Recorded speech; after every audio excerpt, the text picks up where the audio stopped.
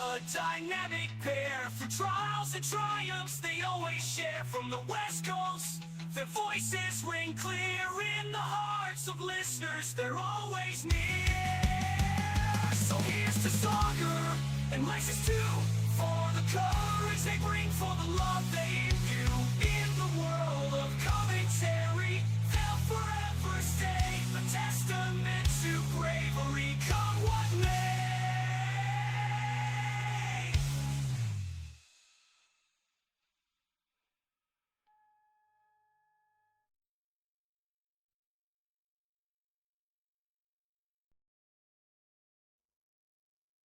Hello, ladies and gentlemen, and welcome to another wacky round at the pitskill.io.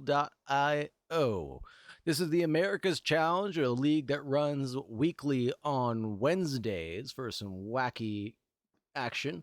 We're at the track of Kyalami, if I'm not mistaken. We're holding on to the week's schedule, and the drivers are out on track for, I think it must be their third or fourth attempt this time. GT4s, GT2s, and now headed to the final GT3 series. Just wanted to say thank you very much for joining me. Thank you very much for being here. Thank you very much, Punish Rose. Love you, brother. Let's take a quick look at the rounds and see where we've been so far. I've been to Valencia, Watkins Glen, Red Bull Ring, Barcelona, Zolder, Nordschleife, Donington Park, Zandvoort, Kyalami is where we're at today, and then Paul Richard and Bathurst and Indianapolis are going to round this out. And I just realized we're going to have to go to the standings overall on the live screen to check out how everything's been going, but for now, let's take a look at the drivers who are out on their laps right now. Just a few minutes into qualifying, the drivers are just getting to setting their laps so far. It's mostly out laps right now.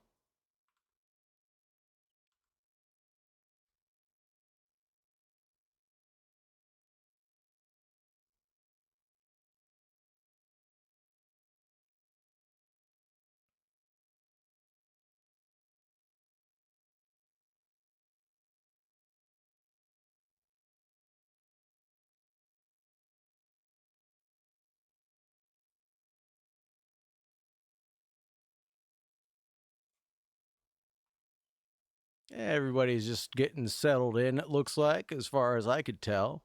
Nobody's really trying to do anything crazy. What I will say is it's awfully hot here in California, and it seems like our home, Kyalami, is facing the same thing right now.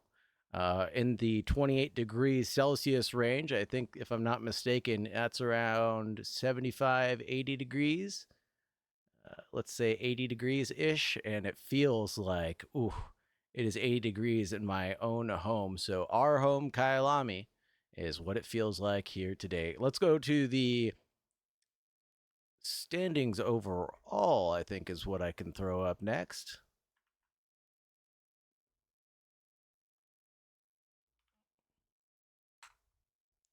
See what the drivers have been up to, as we have a little bit of off here from one of the drivers. We got Caleb Driscoll in P1 with 530, Bruno Levesque with 428, Hector Hernandez in third place, Mike O'Rourke in fourth, Derek Strongs in, let me get that out of the way, sorry. And we got Hector Hernandez, Mark O'Rourke, Derek Strongs, Nick Heisler, Nathan Williamson, Lennon Bromfield, Andrew Tiedemann, Mike Coggs, Henry Ramirez, Andrew Even, Rob Fox, no relation to Coggs. And we got Tom Woodrum and Eric Baker rounding out for the top 15. But on the scrolling leaderboard down below for you guys to keep track with at home,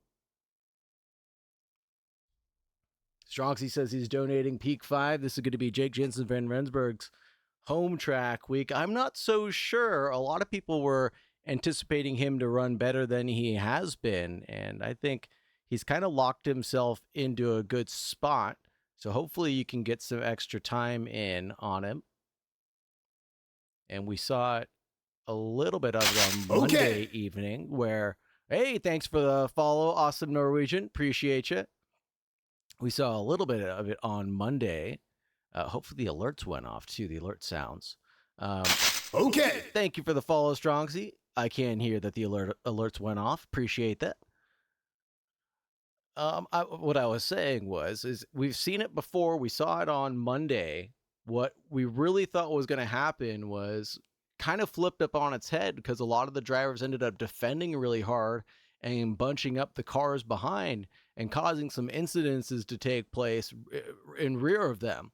So if you get caught up in a group like that where you're 2-3 cars deep on one of these faster bunches, I really don't think it's going to matter how fast you are. I think it's just going to matter how cool you can keep your head and how you can keep your tires alive to the end where it really is going to matter. Punisher O says he's taking P8 this week. Good luck to you.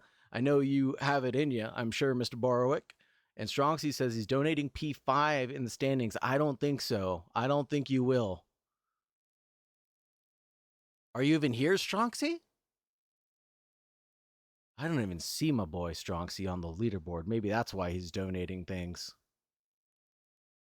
Oh no. Ah, that's an easy one. That's an easy one. So it's free points indeed. I agree with you. Sorry to hear that, sir. Sorry to hear that. Just like that one band, I do wish you were here. Possibly it was 3 Days Grace. I don't know. Maybe it was the Fallout Boys. I'm not quite sure. No, Spy Socks, no! Don't be done for the rest of the season. Thank you very much for the follow, Spy Socks. All you're going to get from this channel, though, is Pitskill IO racing and maybe me playing a little bit of Pokemon mods every now and then. Of course, just the Fire Red one. That's the best one. Looking at the lap times real quick as I got sidetracked. Ethan Huff in P1 with a 42.4. They got 42.7 from Woodman. Henry Ramirez with a 42.8, 42.9 for Emrath. Eric Baker with a 42.9, 42.5 from what I can tell. 45.0 from Andrew Even, 45.2 for Luke Weingard, and Lopez with a 45.3, and Noah Lee with a 45.8. Yeah, but which Pokemon do you like, Mr. Norwegian?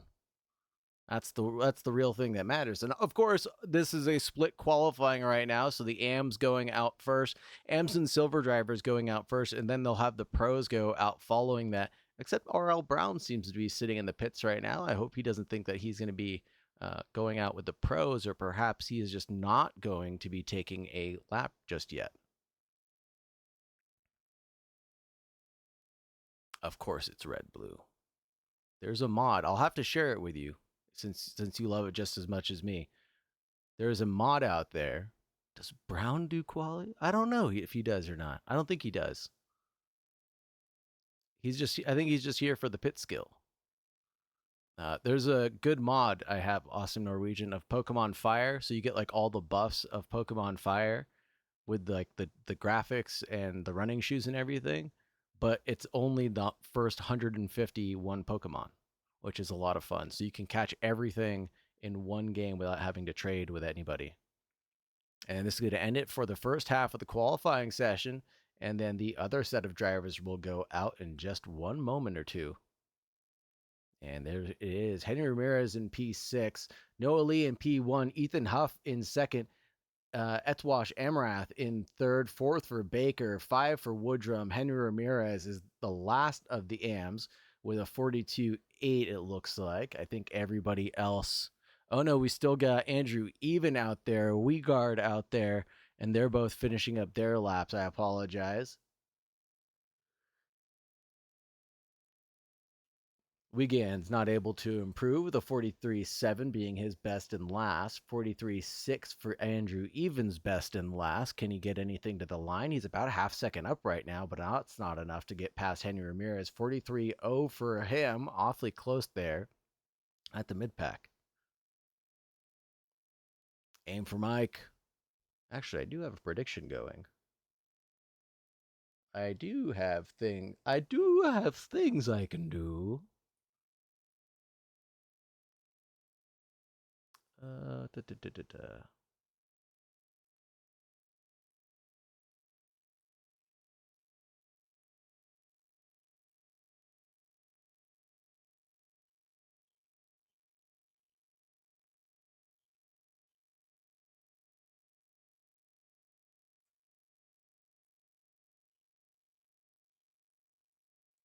do a prediction real quick. Let's run this one more time. Predictions are out right now. Who do you think's going to take P1 in quali right now?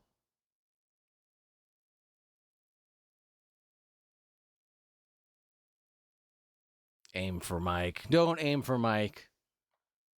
Mike, well, I don't know. We'll take that back because I don't know. The drivers on Monday were saying that they were complaining about falling asleep behind the wheel of the car because they were having such a quiet race. Maybe they do need to get a little Punterino action. Maybe they do. Maybe they do need a little kick in the derriere. Rob Fox rocking the nice Rob Fox livery. Doing some more Foxy things in that Lexus. Good for him.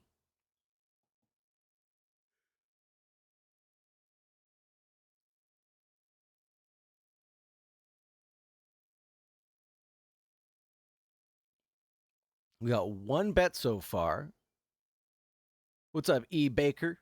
Thank you very much for coming to hang out.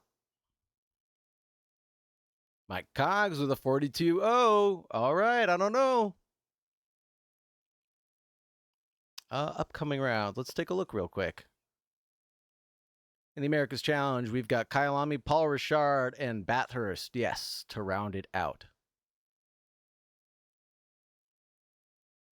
And Indy. There's no Indy on this one. Perhaps. And I think that's for the GT4s, maybe? Question mark? Jake Jensen van Rensburg. 141-2 takes the provisional pole right now. And that bumps Lennon Bromfield, Mike O'Rourke, and Hector Hernandez back with Mike Cogs. His time now not looking so great.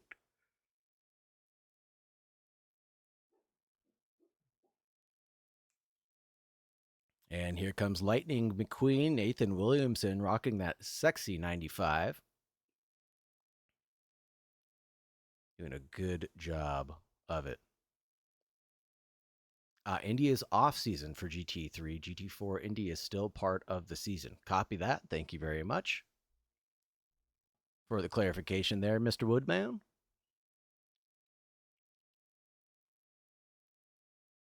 Somebody in the EU race said that Paul Ricard is a bit boring. I wonder why.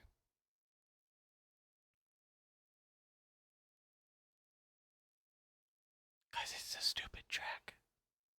Oui. They should replace Paul Richard with the Bugatti circuit at Le Mans. Done.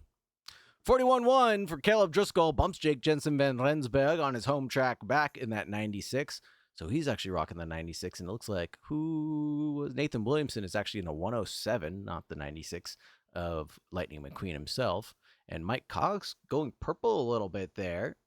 Oh, wow, what a big drift through sunset, though, he has. I'm not sure if that's going to slow him down or help him out. Whoa!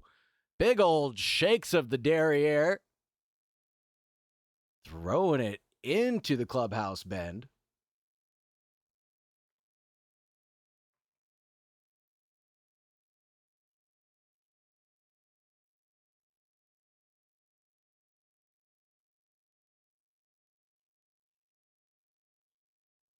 Doing a good job. He's still purple right now, as far as I could tell. He's got the 2/10 that he needs in the bag. He just needs to not do anything silly.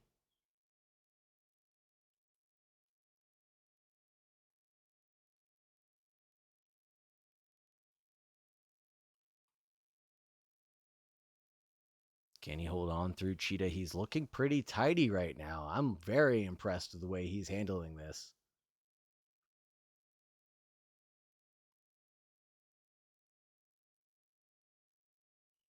And he gets to the line and goes provisional pole. 140.9 beats out Caleb Driscoll by 2/10 as they just get down to the under the minute mark. Wow. Oh, no game sound. No game sound. Why would there be no game sound? That's weird. Thank you for letting me know, but there should be game sound. Let me check this out.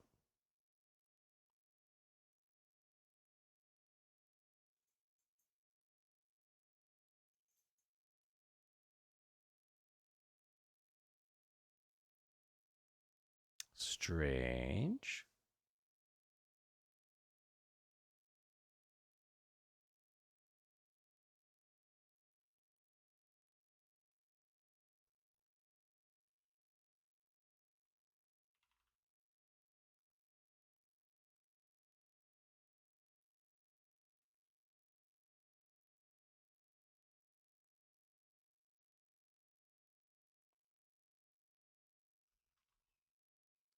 Very strange.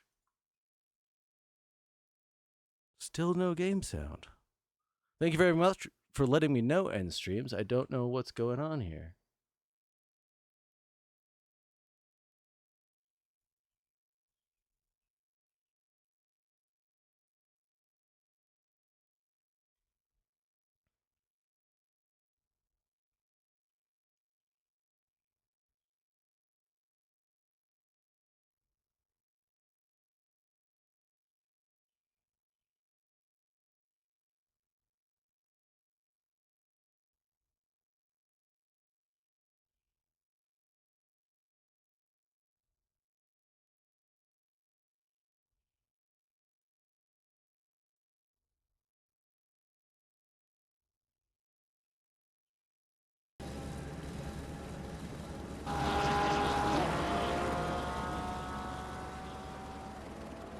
There we go. Thank you very much. Just did not want to comply for just a second. We have sound! Just had to restart everything. No big deal.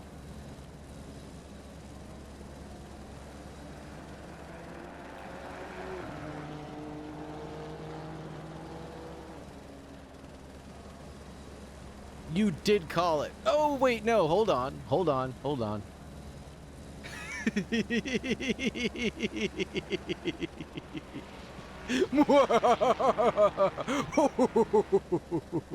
Let's be right back for 1 second. We all laugh at. Well, we all take a moment to laugh at Jacob Borowick as he was bested in the moment of his glory that he was looking to claim. He was unable to do it. He got bumped back at this final lap with Nathan Williamson, I believe, was the one. Who was it actually? Jert, could have been Jert, Hector Hernandez. I think Jake. I honestly think it was Jacob Borowick. No, it was Nate Williamson in that Lightning McQueen car. Oh shot. Oh shoot. Oh shoot. That's so funny. Let's get the tower on for y'all. Y'all can see what's going on right now. What the lap times are looking like. Get the scrolling leaderboards down at the bottom as well.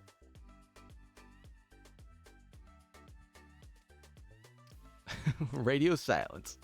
I will defeat you. You have killed my father. I will avenge him.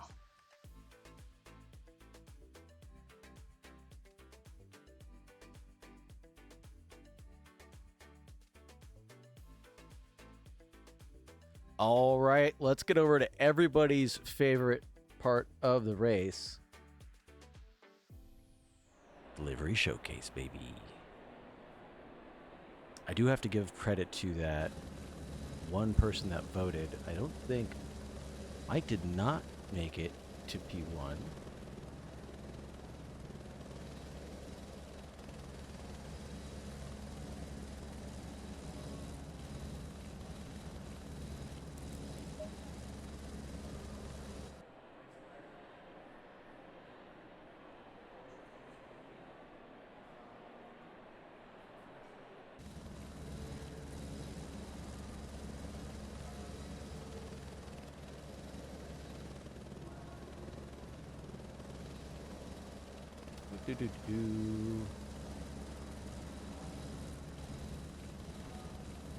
Resolve. Mike did not take P1. Oh, wait, Mike did take P1. Bing. Someone's getting their channel points from whomever else didn't vote. But anyways, let's get to the favorite thing of the day. Ooh, look at that Tag Heuer livery. Do the livery showcase, shall we? Don't want to deny the people of what they love. Welcome to the America's Challenge. We are doing things. 140.9 for Mr. Cogs and his beautiful Tag Heuer livery, 105. Then we got the crowd favorite, Jake Jensen van Rensberg, with his 4 names, not including his middle name, his number 96 South African flagged car. Caleb Driscoll in his iconic black and orange themes. Looking good to go.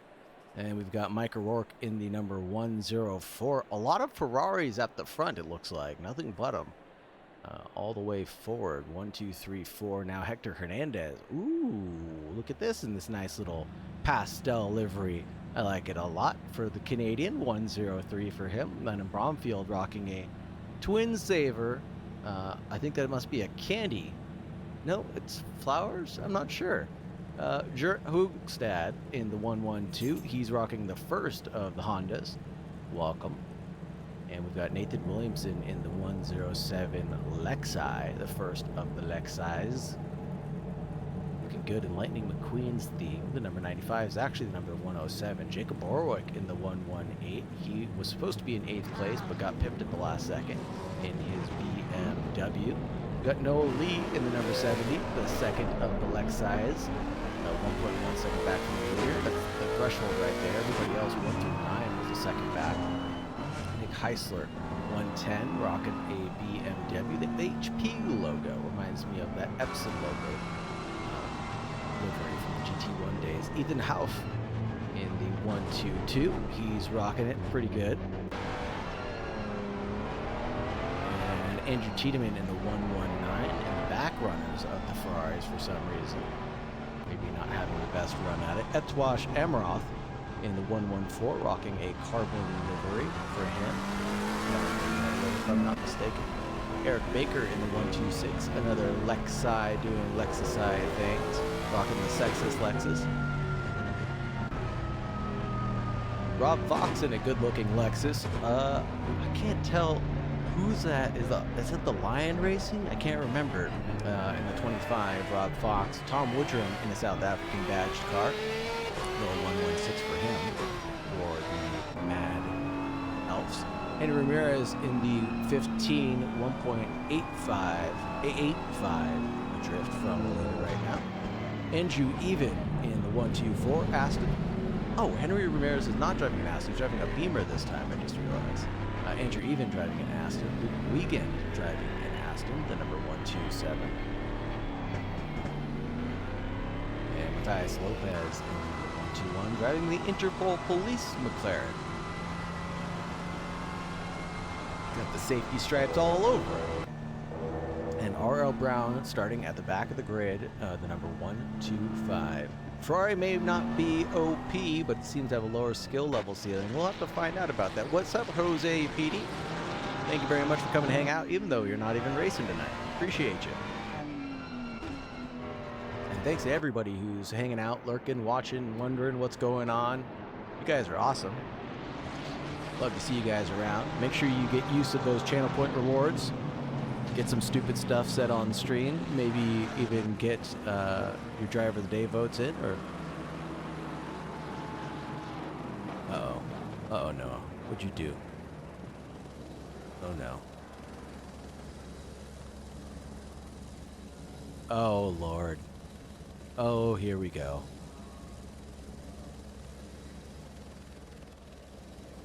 Well, let's have a poll.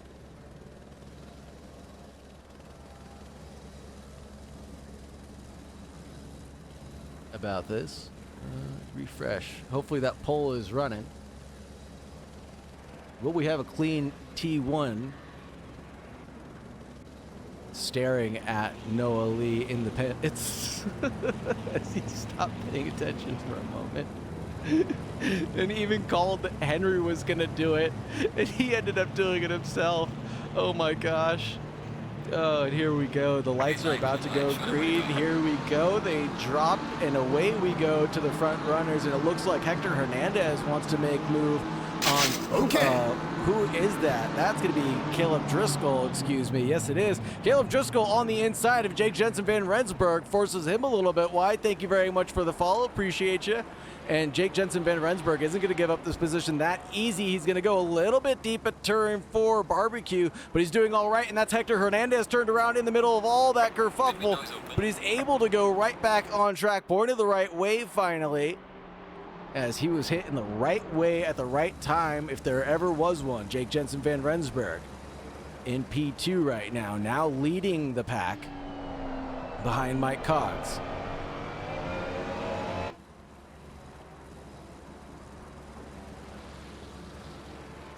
ACC is having some funny things happen to it. There we go, finally. Mike Rourke in 4th place. Jert Hoogstad in P4. 5, excuse me. Tucking in right behind these Ferraris' butts. On the nose of Mike Rourke right now.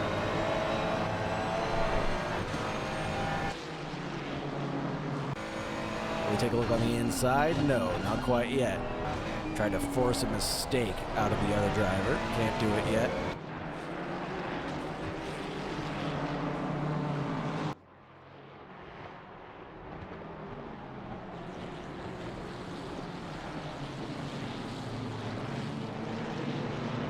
Got a lot of action here. Hector Hernandez in the middle between Henry Ramirez and Nathan Williamson right now. We saw Henry Ramirez really back up the grid earlier in the week, a couple days ago, and he was the king of defense. I wonder if that experience will pay out for him again this time. What's going on, Mr. Peanut 77? Thank you very much for coming to hang out with us. Not much, just doing some GT3 racing. How about you?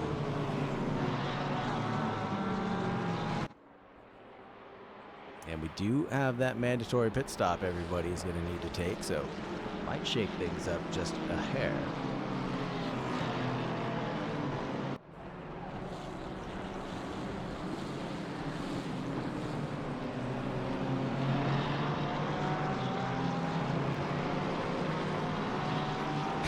P23 at the moment.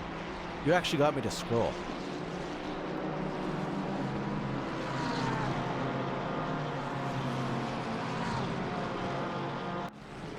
Is Hector Hernandez going to make a move? No, just looking at it. Oh, he might be there along the inside of that Lexus, who's drifting out a little bit wide right now, and this might be it, the side-by-side in through mineshaft after Luke. Nope, it's not enough. The Lexus's top speed just pulling away from that Porsche even after it had the speed in the twisty bits. On board with Nathan Williamson, looking forward at Jacob Borwick right now. Everybody doing a great job of not touching the sausage curves. Nathan Williamson goes off, and it looks like Hector Hernandez went through. Let's take a quick look back at this. Coming through Cheetah. There it was, a little slight off into the dirt and grass, and that just sends him right through. No questions asked. Luke Wiegand is now battling it out with Andrew Tiedemann down the front straight, coming down towards turn 1, the little kink we have. And I wonder if Tiedemann's going to get alongside presently. Let's hold on. I don't think so, but left more than enough space on the inside is Tiedemann as he's going to try to go through, but the curb undulating his car unsettles it, and he's not able to go through or even get alongside. Still trying, though. Eric Baker and Etwash Emirath. Coming out of turns 5, it looks like. Everything stayed hunky-dory there. No thing to write home about. Beautiful South African day. Sky is clear. Track is optimum, but awfully hot.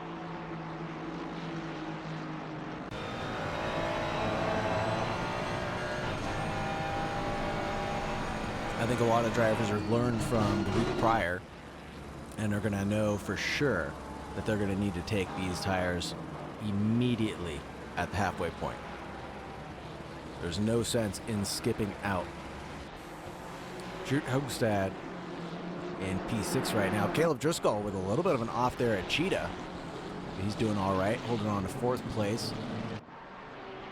JJVRB chasing down P1, Mikey Mike and the J-Funk boys. I know it's supposed to be Marky Mark, but we call him Marky Mark. Oh, here's Borowick on the outside of who is this? Hector Hernandez touching and rumping there at the entrance to turn 2. A little bit of not even a little bit of overlap, completely side by side as there was a little bit of contact there, looking towards the apex as always, and obviously not realizing where Hector Hernandez was about to just kill himself. Oh man, let's look on board to see what happened here. Hector Hernandez just keeps his foot in it on the gas and just goes round on his own. Man, not the way you want to see a battle end, unfortunately.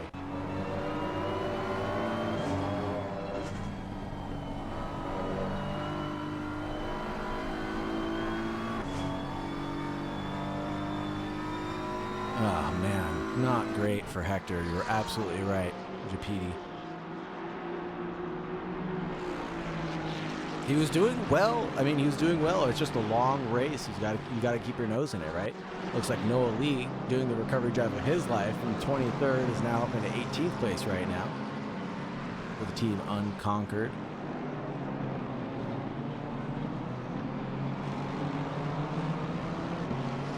Wow, already up into 18th place after starting last. Very interesting.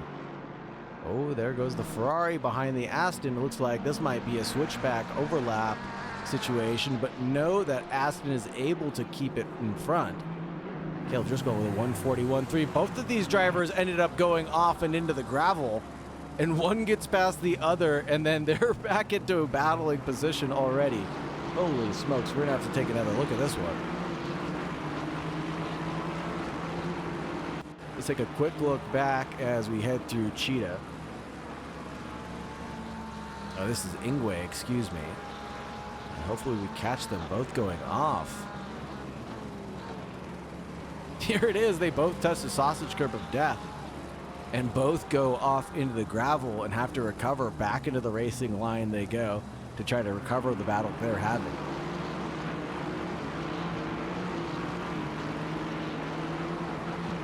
This is Tiedemann chasing down Andrew Even right now, but here's Amrath bumping Eric Baker in the Butte.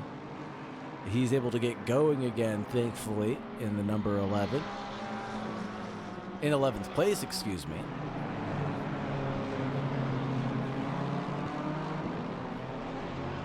Pack of cars. Holy Toledo, this is 2x2. The only one that's different is Noah Lee's Lexus in all of this.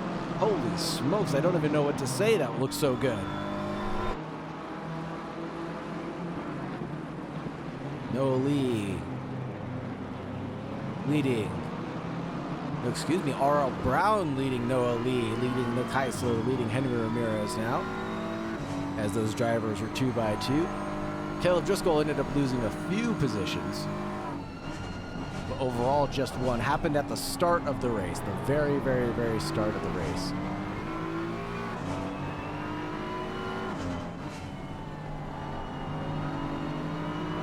Wow, look at these guys staying super tucked in. Alternate lines for all of them, trying to find any clear area that they can. And this is a big wiggle for Mr. Brown now. That might give Nathan Williamson a chance to go by, Noah Lee a chance to go by, and it does. Can Henry Ramirez snake through? Maybe so. But that HP livery of Nick Heisler also now is trying to get through. R.L. Brown's going to stick to the line on the inside. Not let Henry Ramirez have that opportunity. Inside line, stays inside line through the Giuseppe sweep and into turn 4 barbecue. Oh, big old drift out of Nick Heisler in the background. Let's take a quick look at that one. That was nice. Oh, there was a little bit of touch with him and Henry Ramirez. That's why the drift was so severe.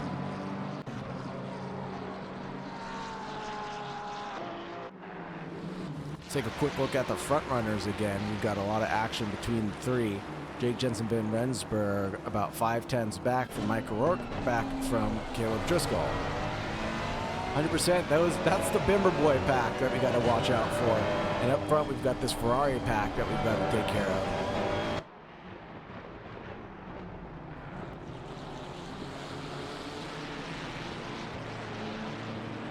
Oh, Brown and Ramirez having a little bit of contact, but everything looks okay right now.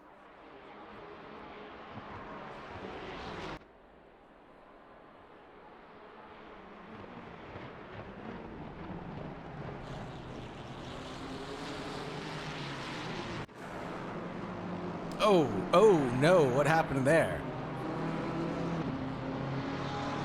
What happened there for Henry Ramirez? Let's take a look at what happened to Atram.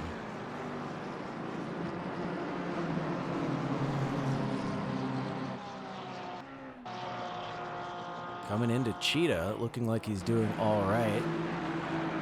No, looking like he's doing a little side-by-side contact. Oh, and R.L. Brown touches the Dairy Air. I think he went around. Not sure if there was a touch there after the first one, but either way, that's the end of Henry Ramirez's race for now. He's going to be doing a quick pit stop to get that damage repaired and then try to recover what he can.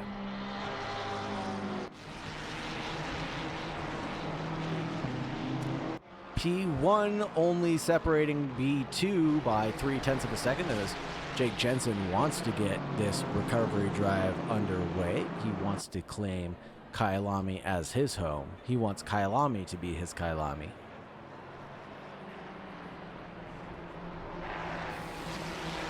Oh no, just as I said that, the commentary curse kicks out and Mike O'Rourke is able to get past Jake Jensen Van Rensburg. Ugh, man. Not what we wanted to see, man. Caleb Driscoll is going to also be taking a look here on the inside towards T2. And overlap, there's a little bit. That's quite enough, I think. That's more than enough that he needed to have to get to the inside of the corner. But they're still going to stay side by side, and that's a long way to fight Caleb Driscoll for one position. Oh, and it looks like Jake Jensen might snap back on the outside of Sunset, though. He'll have a really good line to the entry to the corner, and these drivers are really holding on. Jake goes through as Caleb got pinched down really hard through Sunset and did not want to slip out far. What a move. Now that's a sexy slice it up. Whew.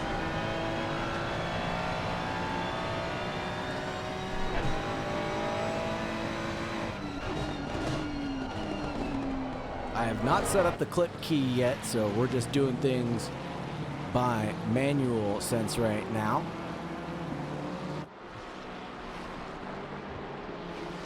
Good move by the guy with 3 first names. I agree, Petey. I agree. Apparently, he's got 4 names, as he also has a middle name that's not even included in there. So, it gets worse. It gets worse.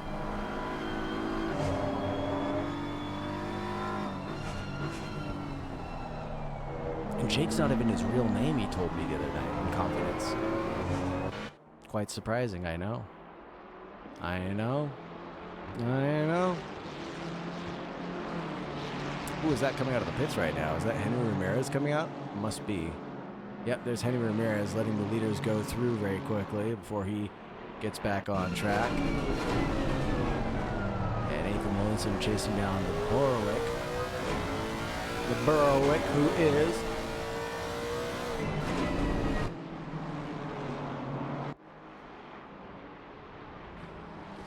Caleb Driscoll staying tucked in behind Jake Jensen Van Rensburg for now. Let's take a quick look at some lap times.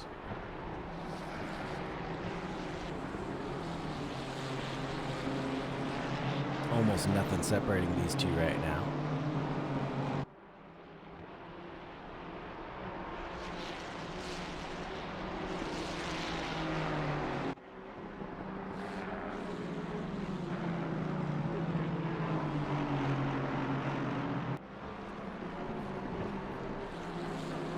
And we got a good battle through Sunset into Clubhouse. It looks like Noah Lee is going to be able to get the move done on Andrew Even Stevens.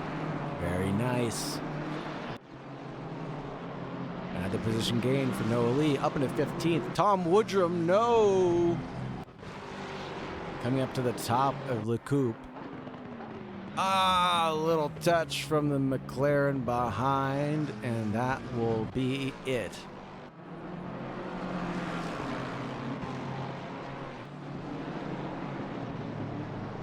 Nails in coffins being driven home, it looks like. Drivers are definitely doing their best to stay elbows out as much as possible.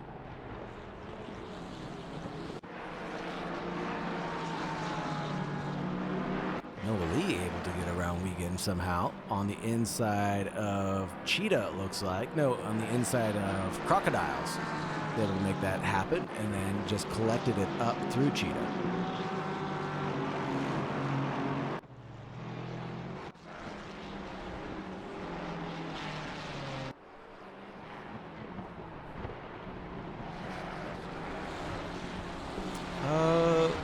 Amrath.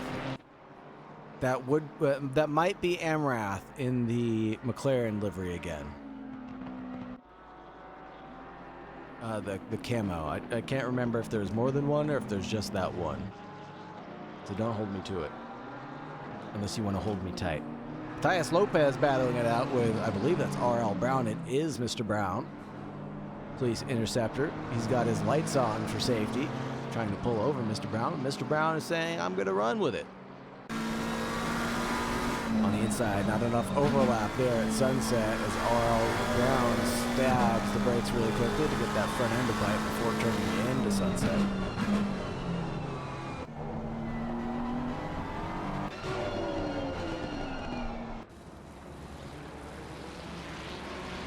Man, it's hot. Oh, Nathan Williamson having an off on his own. We know what happened there at the end of Crocodiles. Don't even need to see the replay.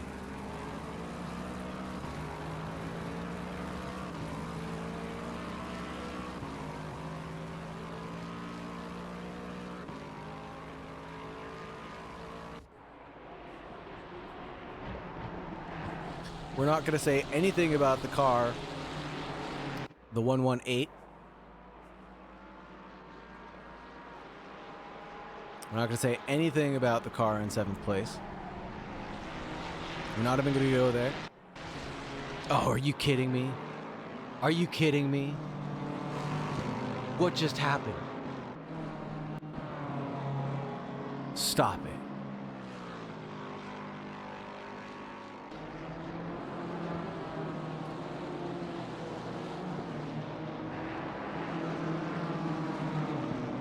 He's okay, right? Oh! Oh!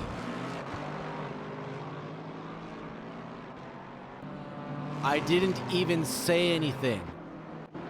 I didn't even say anything. I said that I wasn't going to say anything, actually. As Nathan Williamson and Borwick are battling it out for the elusive 8th position and 7th position right now.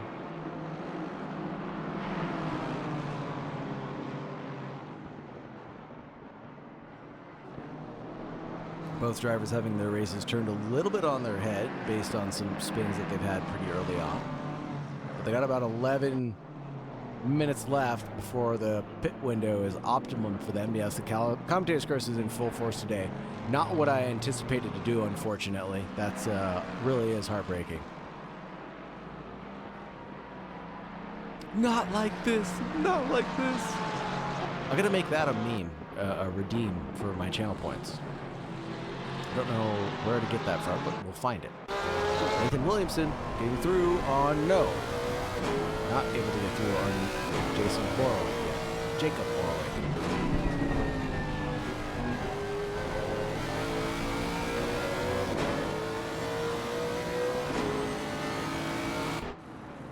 Oh, there's a nice move. Tiedemann's going through on a couple drivers. Rob Fox is going way back now.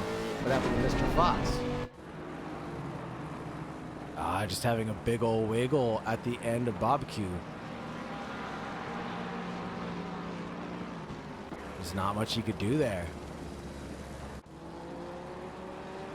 Dirt was also going slow, a big drift through the S's and back into the wall before going up the hill to Le Coupe, it looks like.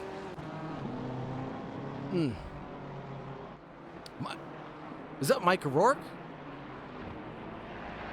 No, that was Caleb Driscoll.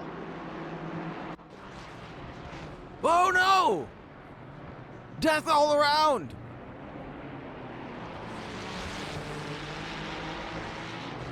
I think that must be lap traffic. It just gets run off the road. No! But Jake Jensen then runs back. No!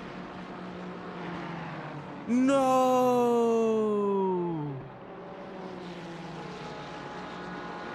You're going down a path of which I can't follow, Jake. You're going down a dark path. And that's Mike O'Rourke chasing down Mike Cogs now, and I think that's going to do it for them. I agree. I don't think Jake saw him at all. Obviously not out of malice. Jake is not that kind of guy. But man, oh man. Pit stop's coming out for Borowick, Driscoll.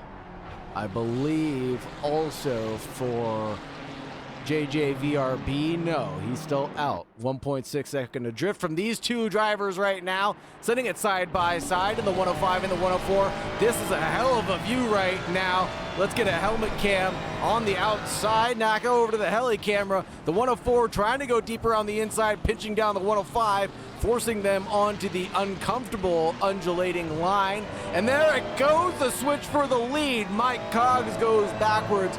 Mike O'Rourke takes the lead of this race. Wow, what a move, what a send.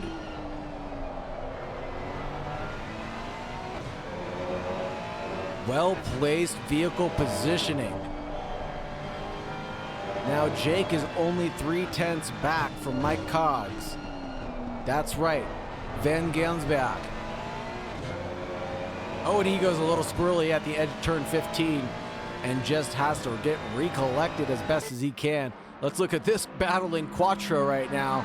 This is Tiedemann battling it out with Woodrum, with Noah Lee and Rob Fox, all going into the Crocodiles. Everything seemingly okay right now as the two Lexi behind seem to be scattered about for a moment.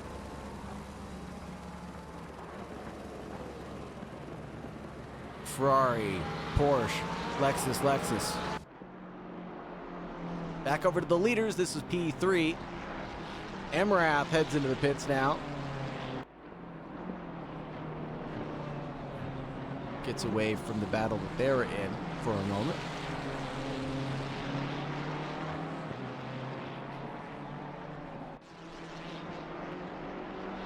Caleb Driscoll, where did you end up?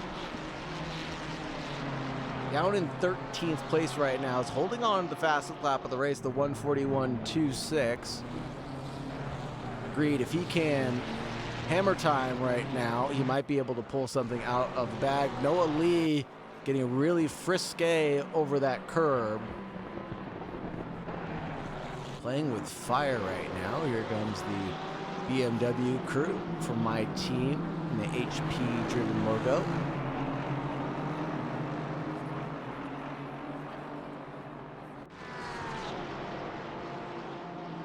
Tiedemann on the inside of Noah Lee. Ooh, who's gonna force that Lexus off real wide, but can he get the top speed down? No. Tiedemann goes through. Noah Lee falls back into Rob Fox's lap, which is lap 14. Not his own personal lap, of course. And the Lexi are going to be ending up side by side as they head towards Crocodiles and through Cheetah. Excuse me. Here's Wiegand. Jake Jensen Van Rensburg enters the pits now, realizes that he's losing a lot of time by himself or battling with those guys up in front. Maybe he can pull out a decent undercut. I hope he can.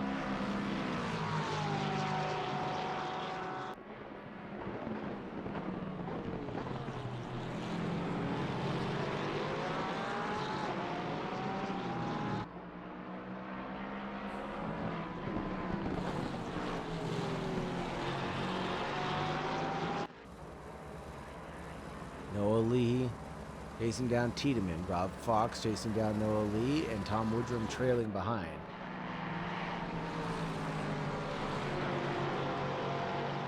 The Mad Elf himself.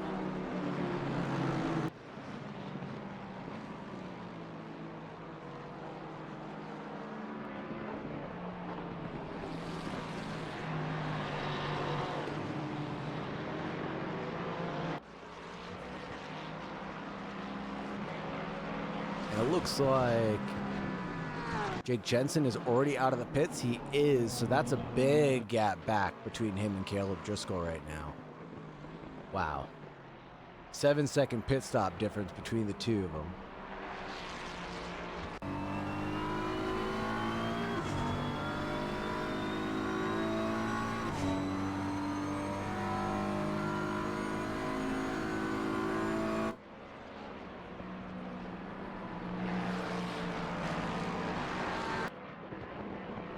Cogs, Hostad, Mike Cogs, all in the pits right now. Nathan Williamson as well, from 4th place. Some of the large drivers forward right now. One of those cars is Noah Lee, then Rob Fox, Tom Woodrum, and Nick Heisler, and Luke Weekend. On the inside goes that special-looking Ferrari. On a huge defensive line, and it looks like actually Noah Lee might have the legs to outrun it. There it is, the Dragon car, number 70, Team Unconquered, makes his way through, and he's 2 tenths only away from Tiedemann behind. And on through Sunset, Tiedemann has to back out of it, and he sure does, smartly so. No overlap was visible.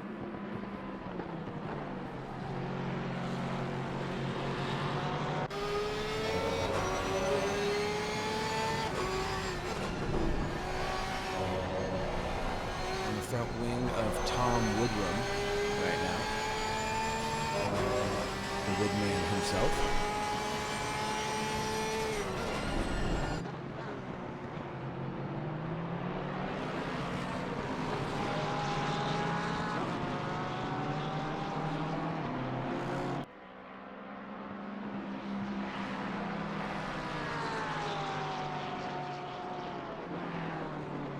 Where are all these drivers going to end up? The Woodman chasing down Rob Fox and Tiedemann.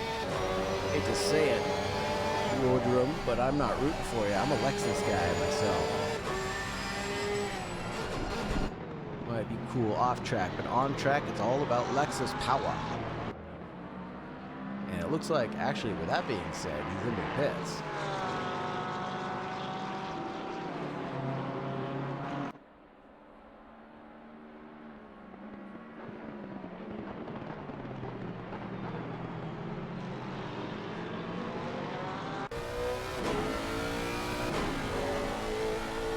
Fourth place right now, Rob Fox. One of the forerunners here, looking at that rear view. Did a good job of shaking off Mr. Woodrum.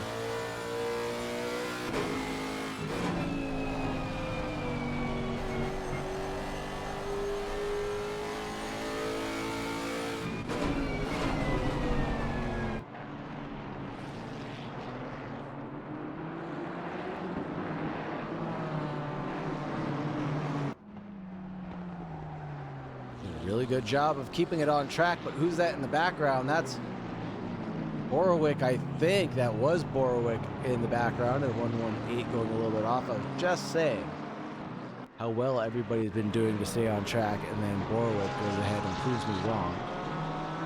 Thank you, Borowick.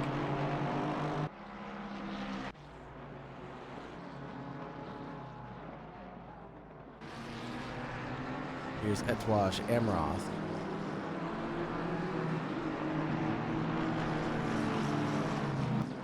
Chasing down Andrew Even right now in the Aston.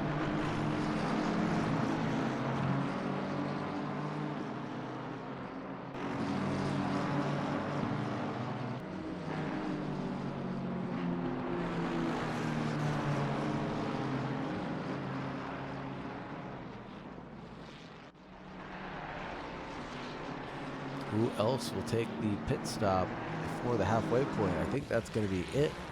Everybody else should be on splash and dash strategy.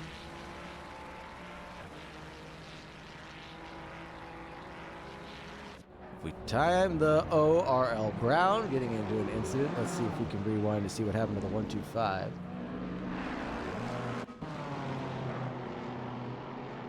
Side by side with the 95, that would be Lightning McQueen himself, Nathan Williamson.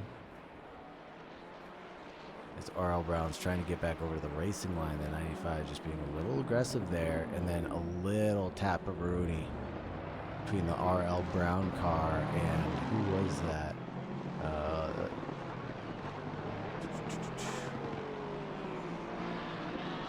Williamson, Nathan Williamson for 8th place. Copy. I wonder if he was considered a blue flag or not, even.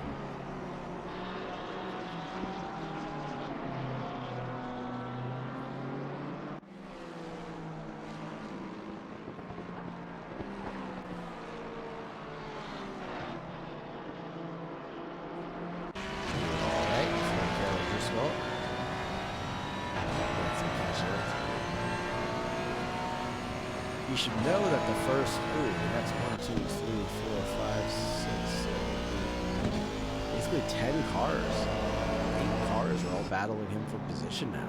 He's gonna have to chop it up really finely. Mike Cogg seems to be gotten out the best of it right now. Mike O'Rourke as well.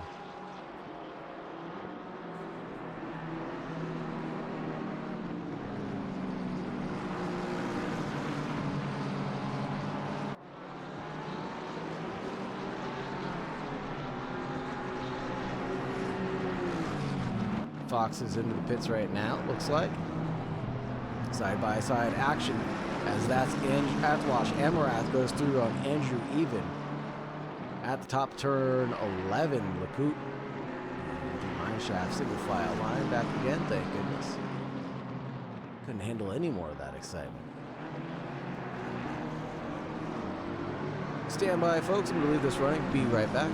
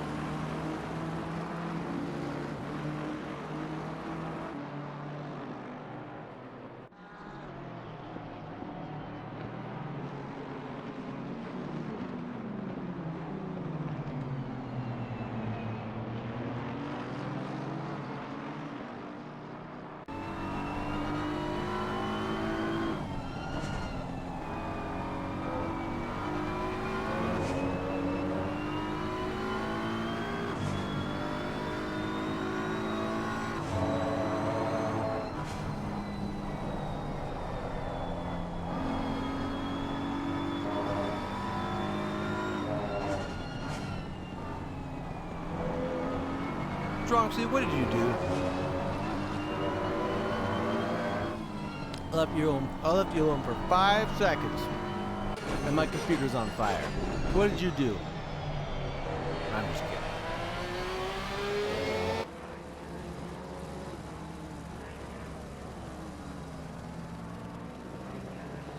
But what happened to Huff?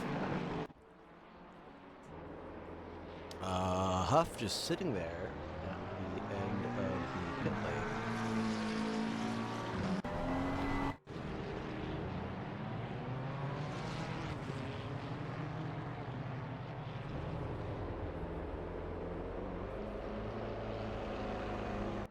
I think they're all there was to that. Just waiting for, oh.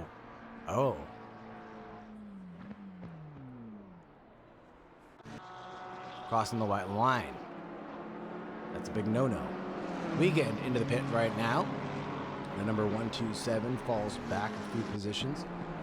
And Hector Hernandez is on the inside of the sexy Lexi, Eric Baker. Oh, what a good move! Oh, that's so close. Wow, switchback, so close.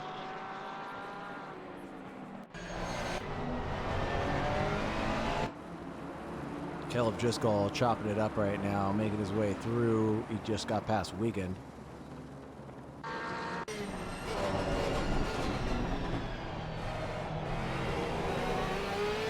Front splitter of Hector Hernandez looking at Eric Baker in front. big old RCF. I think he has it on the underside. I think he does. Now, will Eric Baker allow this to happen? I think he's got no choice at this point.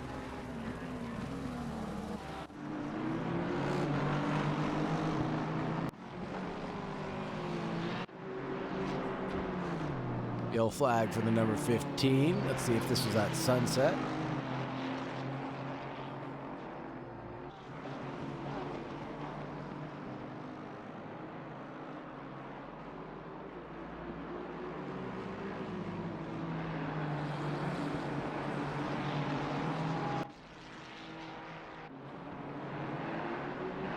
Nothing going there.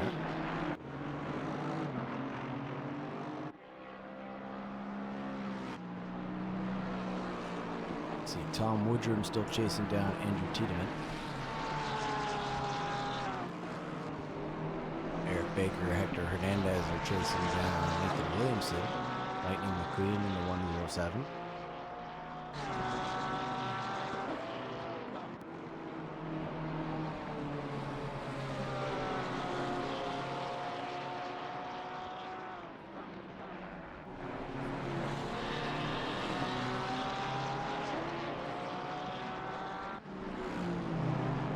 Andrew Evans closing down on Jacob Borowick, though. 3, 4, 5, 6, 7, 8, 9, 10, 11, 12. Wow. A lot of people have already taken their pits. Everybody's just about taking their pits, as far as I could tell. This is going to be a straight-up battle at the end. There's Jake Jensen Van Rensburg getting around Lennon Bromfield. On the pit exit. Wow, that was so close. Oh my God, that was so close.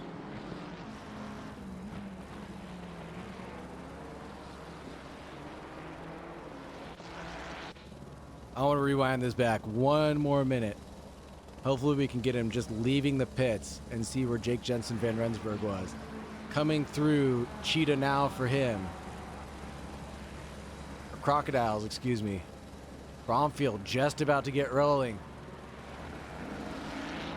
Just getting rolling there as he comes through the final corner. Wow. And we're going to see Jake Jensen Van Rensburg just in the corner of our eye in a moment, I think. Yes, there he is. Oh my God, that was so close on pit out. Jake Jensen Van Rensburg is able to pull out a move of the century with timing that undercut well to get out from Lennon Bromfield's thumb.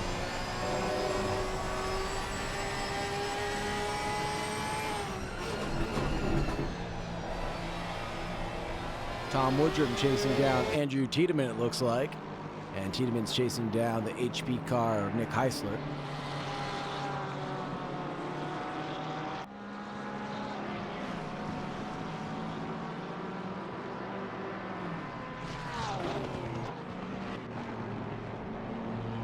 That Porsche's so mean on the twisty bits. Ooh. It is so rapid.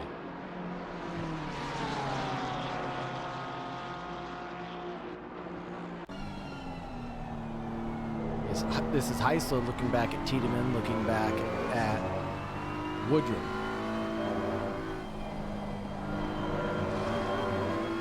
No one goes off at turn 14.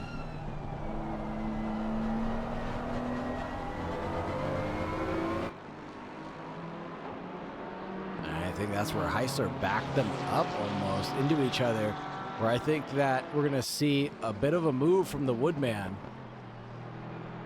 Yep, there's the move from the Woodman right behind. Trying to go around the outside of Tiedemann. Goes a little too deep, slightly just so. And that'll be Andrew Tiedemann's position to hold on to. Caleb Driscoll with a 1:41.167, looks like.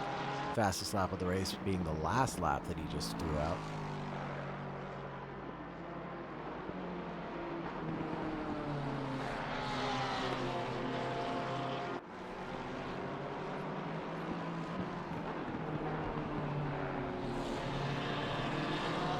Not a whole lot lot of action left to go on, except for this Woodrum-Tiedemann battle that's still within a second of each other to Nick Heisler. Absolute madness. Luke Wiegand in the number 127 having a bit of a moment. Let's check out what happened to him.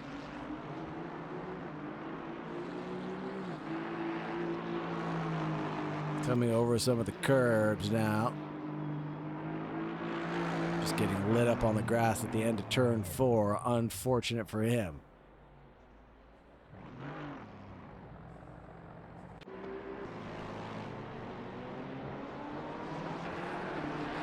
This is the Woodman chasing down Tiedemann and Nick Heisler.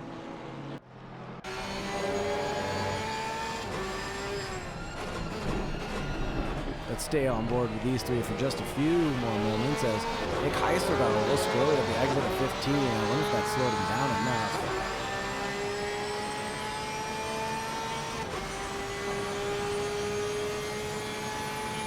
Not quite enough, way too far back for both of them when he checked out.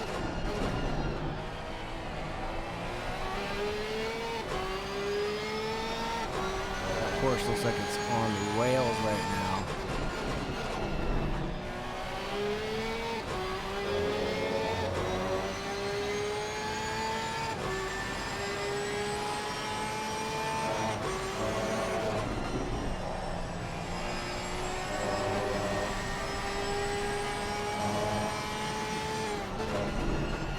Look at that car control he's displaying. Very nice stuff.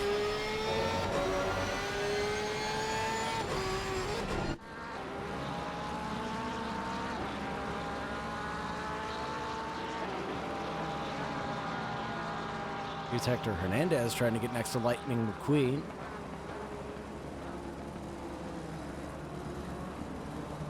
This would be a good recovery drive for Hector Hernandez if he can make this happen. Oh no! Ooh, Hector Hernandez just has an accident going off into the grass, into the sand pit at the end of Crocodiles. Let's see exactly what happened one more time.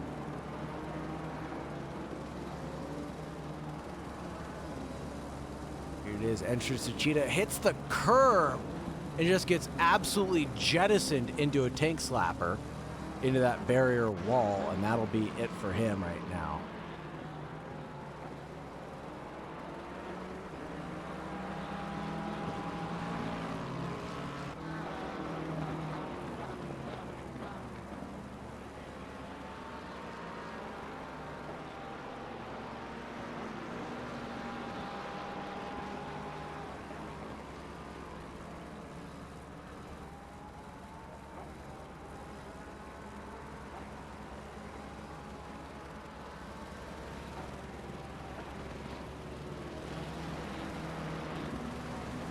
Everything's looking real neat and tidy. Here's Caleb Driscoll trying to get past Andrew Even, though.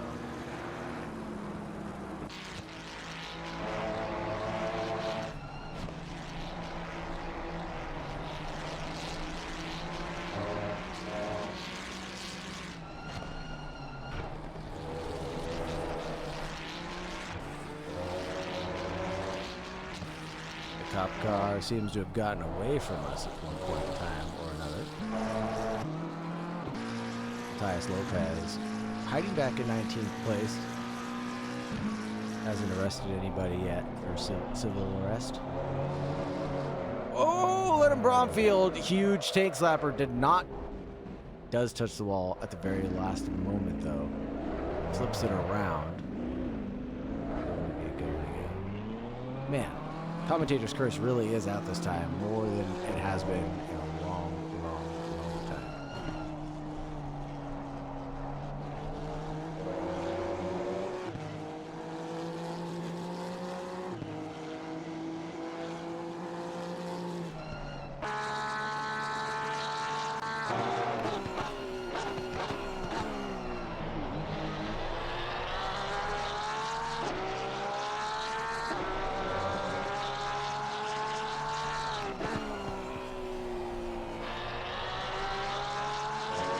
This is a good battle between the Woodman and Tiedemann.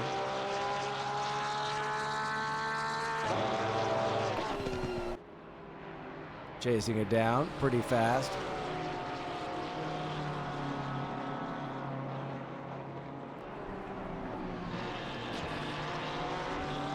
Again, not something we had quite expected to see happen. With that Porsche getting along the inside of the twisty bits, really trying to do its best to take advantage of that McLaren when it can.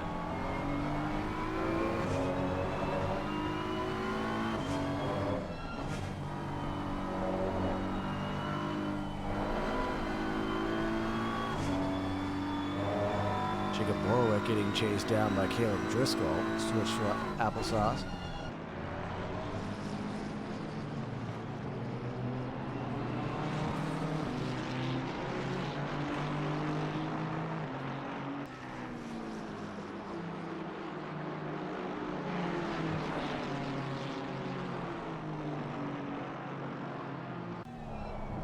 Minutes left on this clock as Caleb Driscoll is probably feeling a little frustrated right now, getting held up by Jacob Warwick. But Warwick is driving his race and doing a good job to keep a man like Driscoll behind for as long as he had.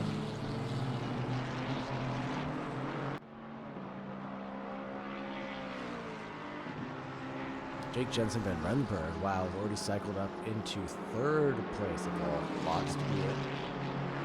The 104, 105, and the 96 are the championship years.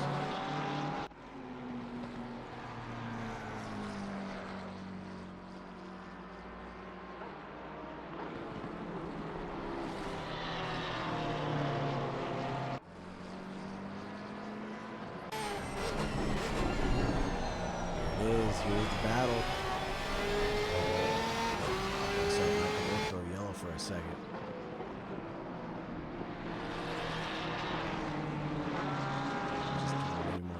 Good call.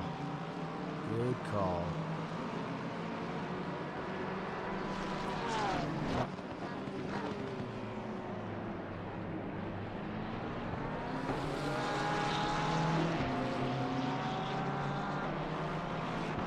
Yep. You're not the only one. The heat is getting to me. The heat is getting to everybody, I think. Caleb Driscoll.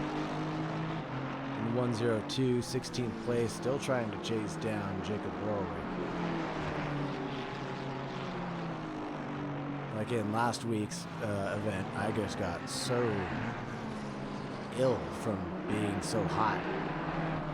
I can only imagine some of the drivers in other parts of the country are feeling very similarly. They've been sweating a lot, drinking nothing,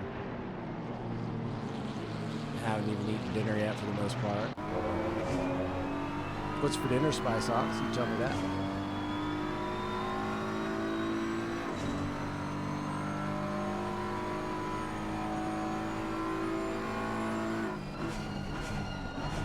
Trying to make a move around the outside. Will it work?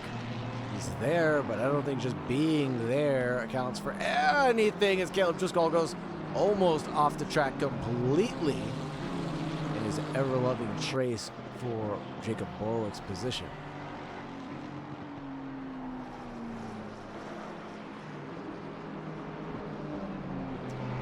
Pasta with some meat sauce today.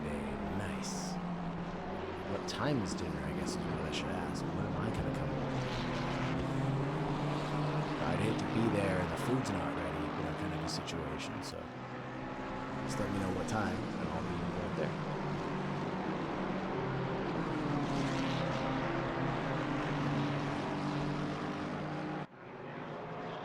Eric Baker getting chased down by Noah Lee, the two Lexis bashing it out.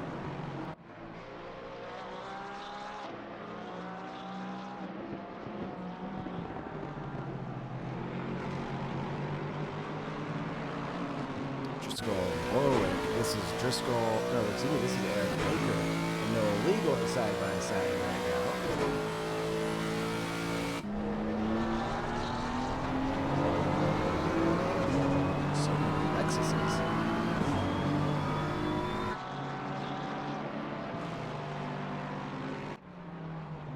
Agreed, it is a nice sound though.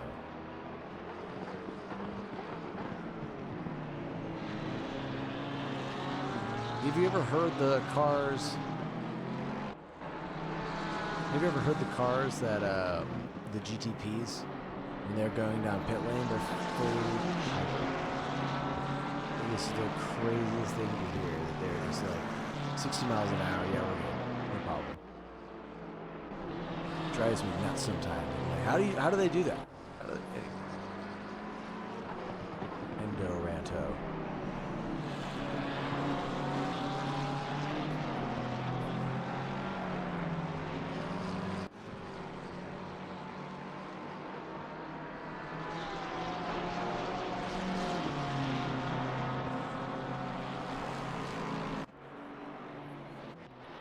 Oh, Caleb Driscoll's turned around the wrong way again. What happened to the 102 now? I think this is coming up the hill towards turn 11, right after the S's, yes.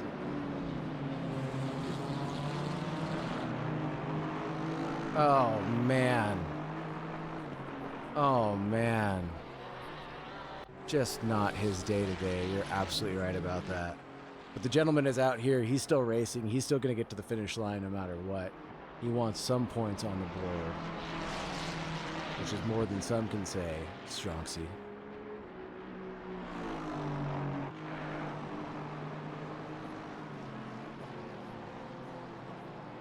Jake Jensen Van Rensburg cannot close down on Mike Cog. The 104 to the 105, the gap is turned into 8.8 seconds. And the gap back to Bromfield in about 10 seconds. Yeah, we're going to have to take a look at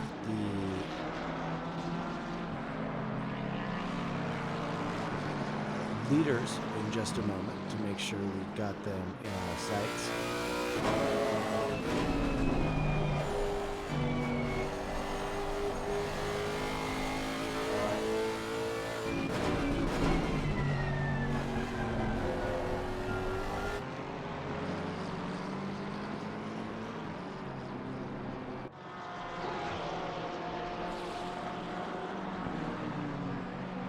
Gaps just slinking around, anywhere from 1.5 to around 2.5 to 5 seconds, man. A lot of things just kind of settling in right now.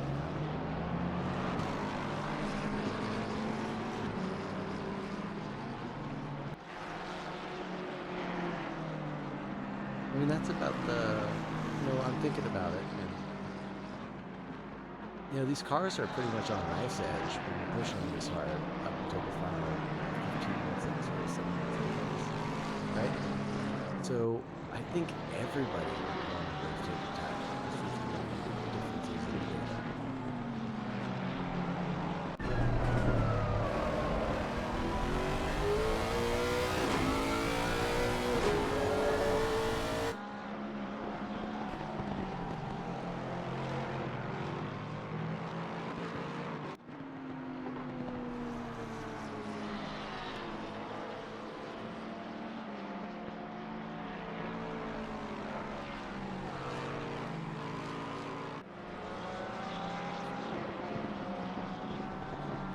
Pretty quiet on the western front here. Eric Baker, Paul Mudro, Peterman, Eisler in this middle pack, keeping it pretty status quo.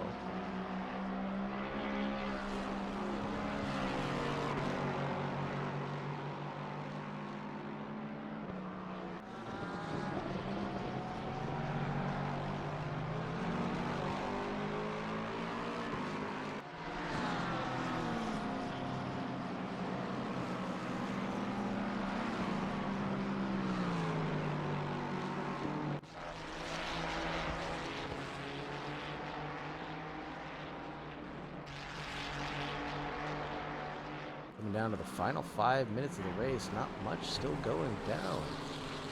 So surprising. Normally there's at least something for me to talk about, but right now there's just literally nothing, I'm sorry to say. Ethan Huff chasing down R.L. Brown, which might be the move here at the final corner.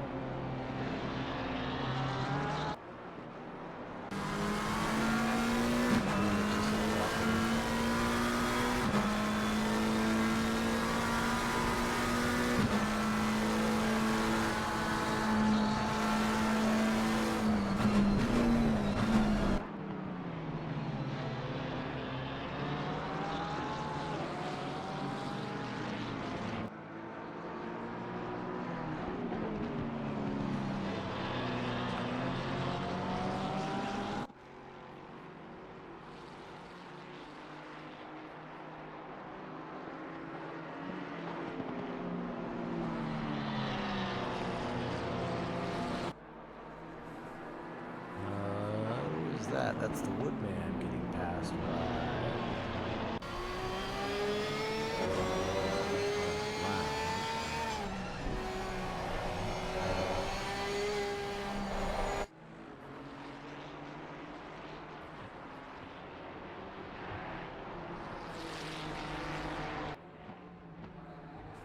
4 minutes left on this epic race finish. Cogs in P2 to Michael Welch P1. 3 net gain overall, 1 and 1 lost.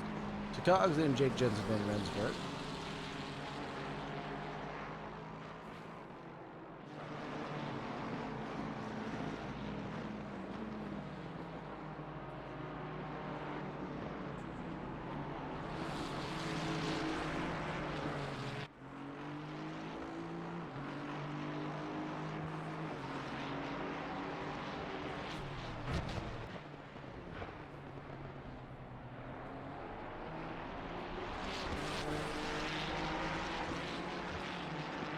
Oh, there's Jake Jensen Van Rensburg chasing down Mike Cogs right now.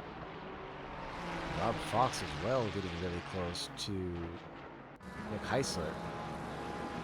Oh, almost a bump and rump there. Not having anything to do with that yet. JJ VRB wants that position back. He wants a net zero for this event. Knows that he's only going to have 3 more minutes to get it done. That's going to be 2 laps maximum. This lap plus 1 more should be it for the race.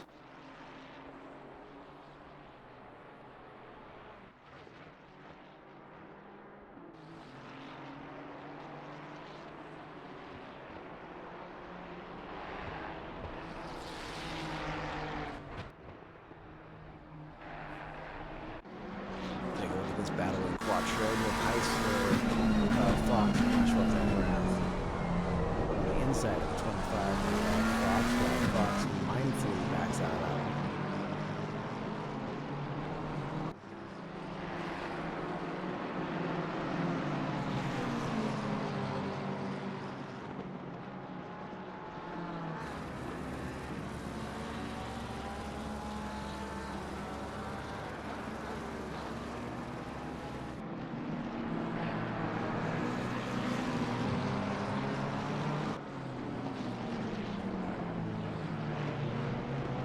Happens on this final lap now. The drivers are going to get.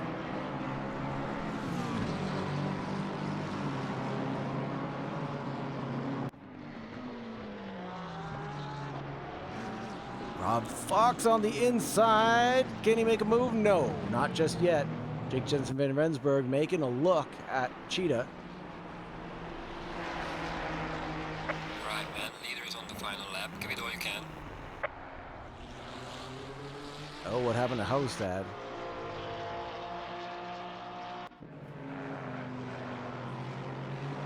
Leapt or jumped?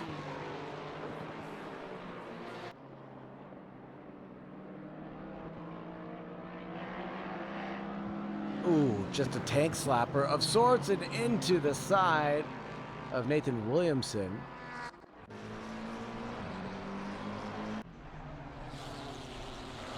Still chasing down at Barbecue. Jake Jensen Van Rensburg really saved it for the last couple of laps, it looks like. The window is now closed. On the inside, makes a move at Clubhouse. A little bit of contact there. Jake backs out of it immediately.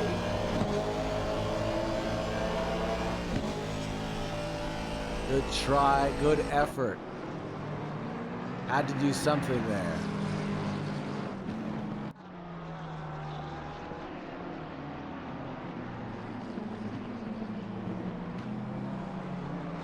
And here we go to the line. Ashworth Emmerich. There should be a checkered flag for them, if I'm not mistaken. Nope, 1 more lap out of them.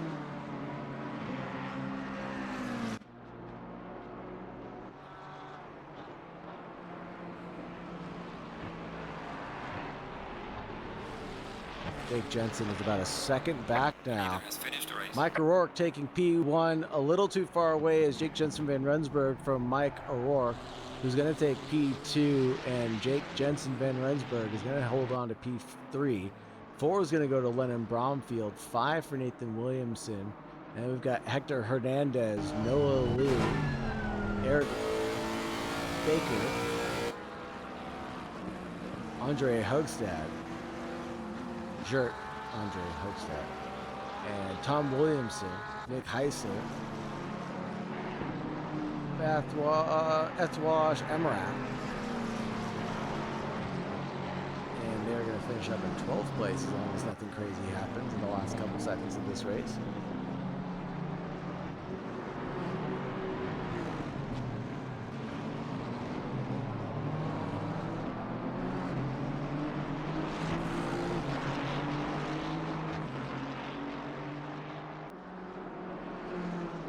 Everybody getting to the finish line for their final lap. Caleb Driscoll did get past Andrew Even, though. Let's see if we can get a good look at how this happened. Got past the 124, set it up at the S's. Up the hill towards turn 11. How does he really make it go down? Looks like the number 111 just went super deep, a 124, excuse me. And Caleb Driscoll got that position gained. He's now into 15th place. So we have Emirath, Rob Fox, Borowick, Caleb Driscoll, Even, Tiedemann, Wingen, Matthias Lopez, Ethan Huff, R.L. Brown, and Henry Ramirez all wrapping it up for this championship.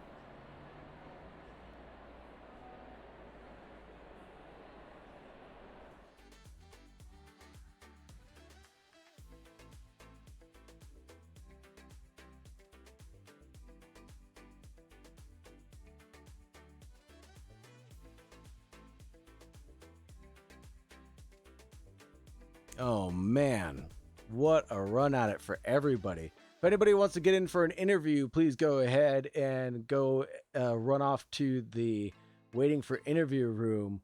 Yeah, I don't blame you. It's late, it's hot for a lot of drivers, so I don't blame you. I'm going to keep the stream nice and short.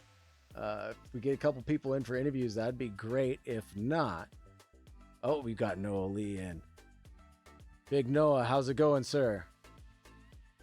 Oh man. Let's get you over to the chat highlights screen. That was a fun one. Get some of these replays going first.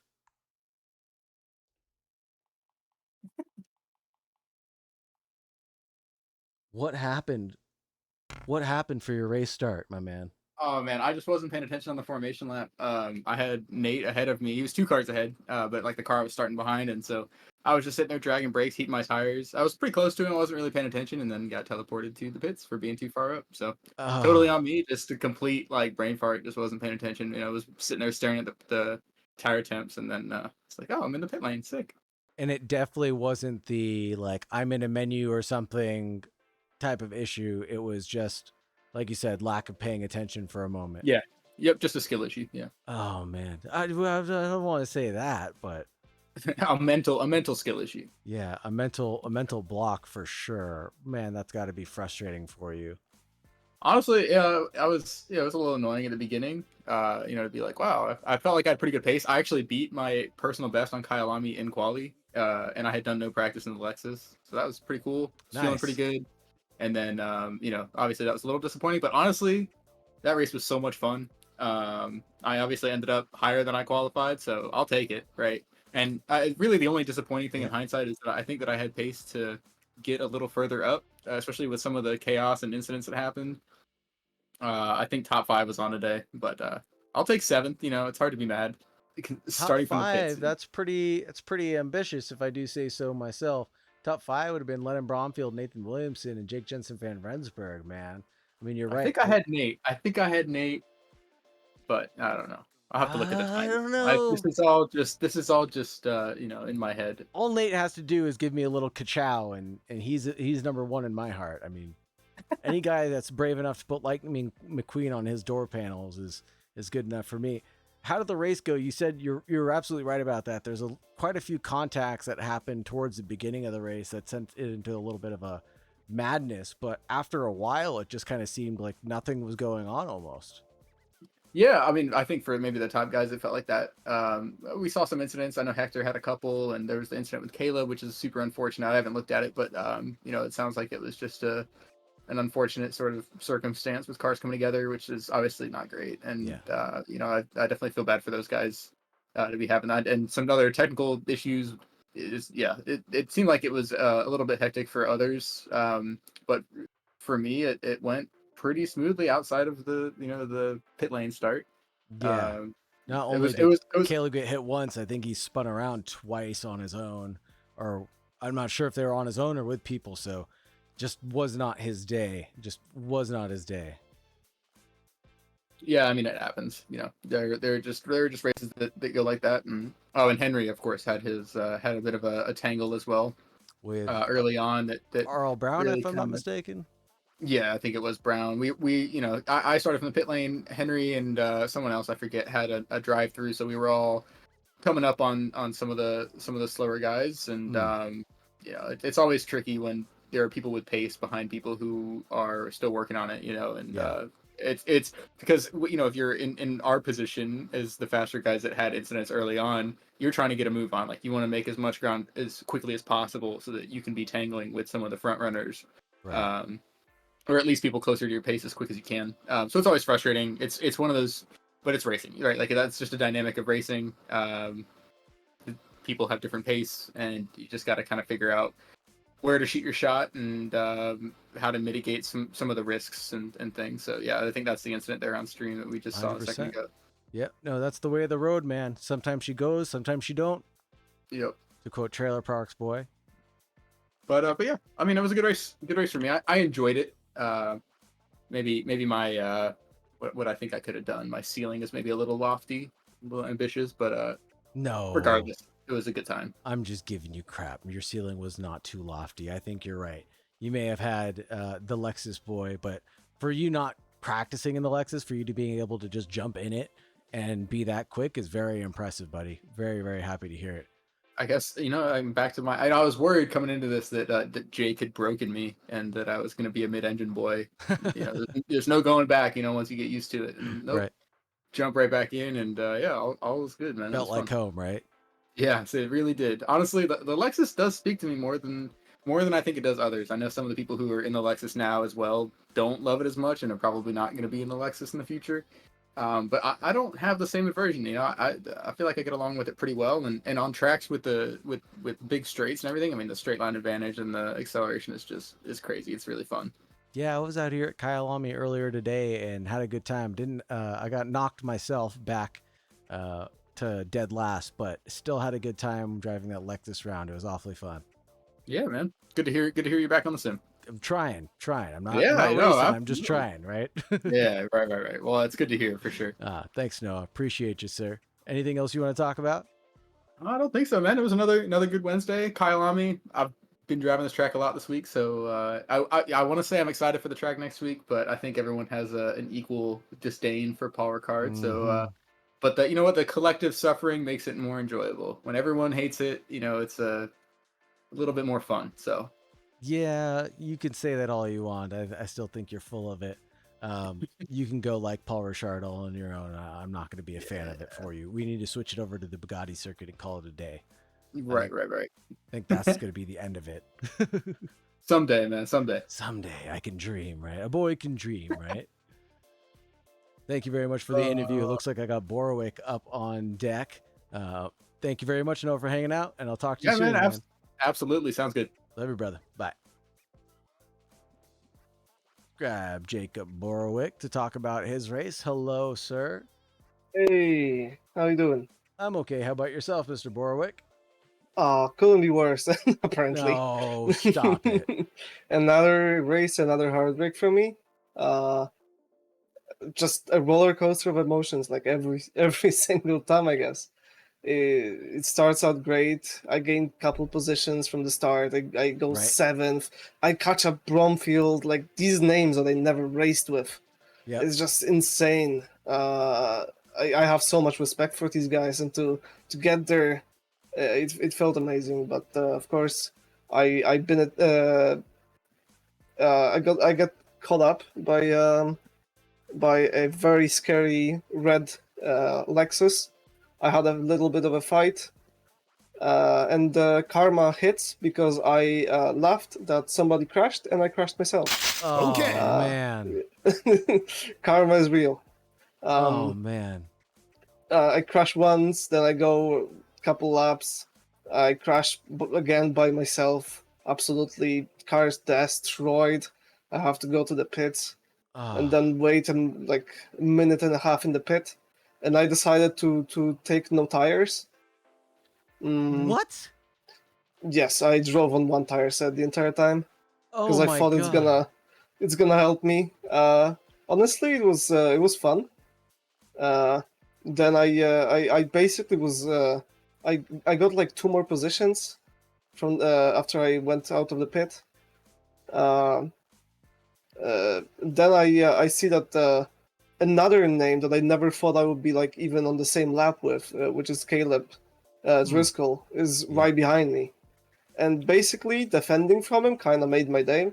I know I probably destroy his because I was defending, but I bet he enjoyed just- it just as much as you did. I don't think so. I don't know. But That must have been the highlight of Caleb's day because he had a lot of poor incidences that just didn't go his way. yes, Self-inflicted or otherwise. So I'm sure at least racing with someone was a good finish for him. it was very fun trying to defend from somebody who is way more experienced and way Okay. faster, and probably on a fresh set of tires. Hmm. The BMW just started giving up at the end with the tires. I- Last I 7 couldn't minutes was imagine just why. sliding. I couldn't imagine why, Jacob. Why would the tires give up after an hour of being just absolutely abused into the dirt of Kyalami? I think I treated them well. I mean, if you made it to the end on him, you must have treated them well, like a first date or something. Really taking things slow, easy, respecting them. You know, bringing Yeah. flowers over to her mom. I don't know what you did to those tires, but It was very respectful. very respectful. Yeah, didn't ask for a kiss at the end of the night. You know, very good for you. Very good for you. Always on time. Yes. Shut up 10 minutes early. Yeah. Yeah. Basically, the previous race, which was the trophy challenge, went just pretty much the same. Where I was involved in a huge accident at the first lap, and was just catching up to second last place the entire race. So Kyalami started well and ended badly for me. Hey man, I don't Let's care. hope the next map. Let's hope the next track is a bit different. You know what? In my opinion, Jacob Borwick, I think I don't care if I'm racing for last place, second to last place, whatever. Racing is racing, in my opinion. Like I said, even during today's race where I got knocked out of Kyalami, when I caught up to the next driver in front, 2-3 times, I still wanted to race him at their level, right? I still wanted to make sure that Mhm. that incident didn't happen again, that we didn't have severe contact where we both, went off into the dirt. So, backed out of a few corners that I thought were going to be a little too risky to make sure that the next one I stuck was going to be for the right reason. Let's just say that. Thank you for the follow, Protoguanda, and thank you for the follow, Bly Invader. Appreciate you both. Basically, from the race, I have to say that I really enjoyed fighting with everybody that I fought there. Henry, Nathan, Hector, just everyone. It's insanely cool fights. Side by side, half the track, all the time, just exactly what I like. It's just that I kind of, I've been, I know 3 weeks isn't a lot of racing, but I kind of want to see results finally of heavy Yeah. practice, because I did drive this track a lot. I probably did like 700 laps, maybe 800 laps, Wow. and I just keep making like stupid mistakes, crashing on turn 5 and crashing on the sausage, not even touching the sausage but dying on the turn. It's just heartbreaking to me a bit. But yeah, let's hope I practice more for the next track. And I am very tired. It's 4:30 a.m. I will have to thank you. No, with no the worries, interview. brother. Thank you very much for stopping in the booth and hanging out. I appreciate you guys that want to do this. Nice talking to you. See ya. Nice talking to you too. Later. All right. Final calls coming out for interviews. In case anybody's interested.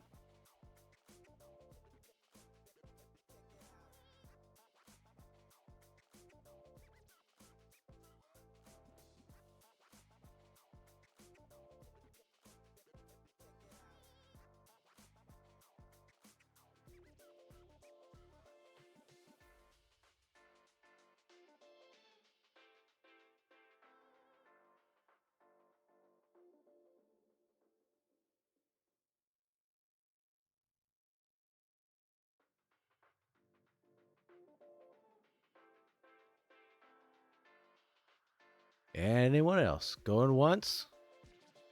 Going twice? I'll even stick around till the highlights are over.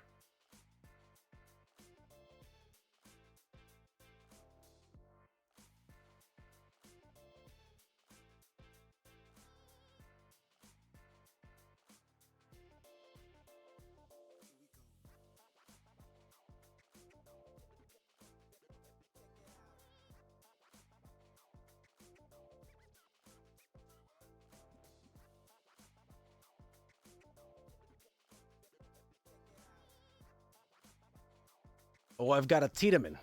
I've got a Tiedemann. I've reeled in a Tiedemann. How's it going, brother? It's going great. It's an Good. interesting race. Sure was, wasn't it? It's A a little bit lot. of kerfunkling going on at the beginning, and then a whole lot of nothing happening towards the end, as far as I could tell. Yeah. It was just that last lap. It was scary, and then I did a thing. What happened to you on the last lap? Did I miss it? Maybe. I think it was around turn 4 or 3. You I must just be- spun myself.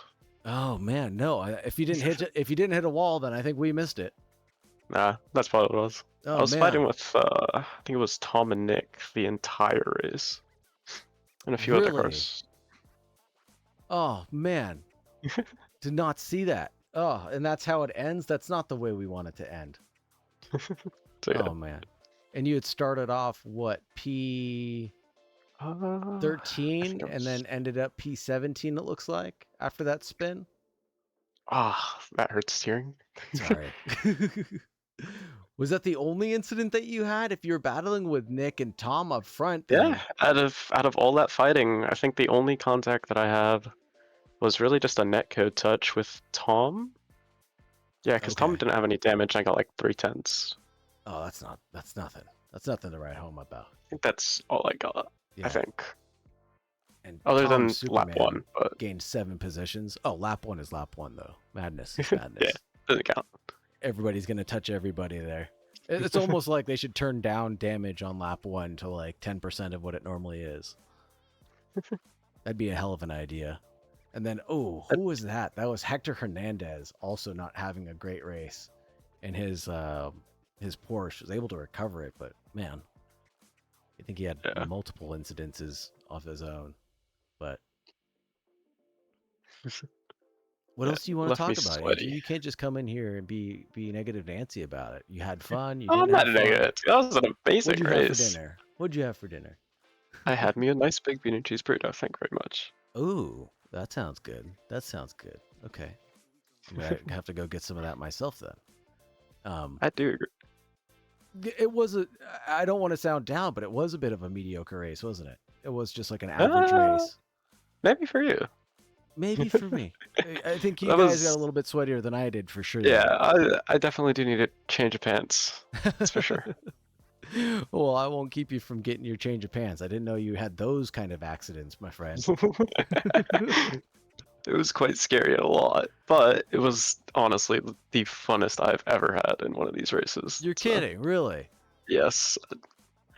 Because I went from P13 and then the Kerflunkel, and then it was just every lap I was looking in front of me and behind me. Yeah. I had to like split my eyes. That's always good fun when you're always in that kind of battle where you're battling forward and battling backwards at the same time. I won't deny you that. But eventually my That's quite nerves end up nice. getting to me, and then I end up ruining the fun. Just for myself, though. Usually not for anybody else. It's the tantalizing pull of the rear bumper. Just get sucked into that derriere. How'd you know I was an ass man? Oh man, good lordy, good lordy. Well, let's get out to dinner then. How's that sound? That sounds quite nice. Right on. Finding the bean and cheese Okay. burritos, yeah. Bean and cheese burrito it is actually. We'll find out where I can go grab mine, probably from the nearest taqueria, but we'll go grab one and get right back to it. Thank you very much for hanging out, Mr. Tiedemann. Appreciate your time. Yeah, yeah. Appreciate giving me some insight, and I'll have to go back and watch that replay to make sure we caught your spin properly. All right, man. Yeah, Have a thank good you. night. Take care. You too. With that being said, I think we're going to wrap it up here, folks. Thank you very much for hanging out. Thank you very much for watching. Really appreciate it. And with that, as always, good night and be safe.